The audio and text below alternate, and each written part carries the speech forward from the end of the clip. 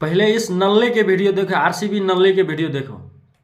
कुछ ही टाइम के बाद हमारे आरसीबी टीम ग्रीन जर्सी के साथ उतरने वाला है अगेंस्ट दिल्ली का सामने, और ये मैच जीतेगा तो आरसीबी। क्या बोला था? आरसीबी जीतेगा।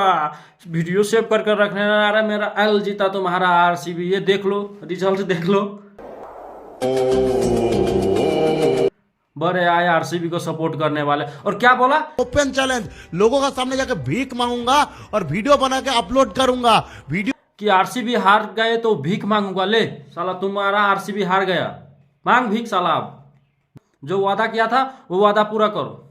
मैं जानता हूं तुम ये साला नल्ले, तुमसे कुछ नहीं होगा। बस ऐसे ही देते रहते हैं चैलेंज कि ये हो गया, ये जीतेगा तो ये कर दूंगा। साला तुमसे कुछ नहीं होने वाला है।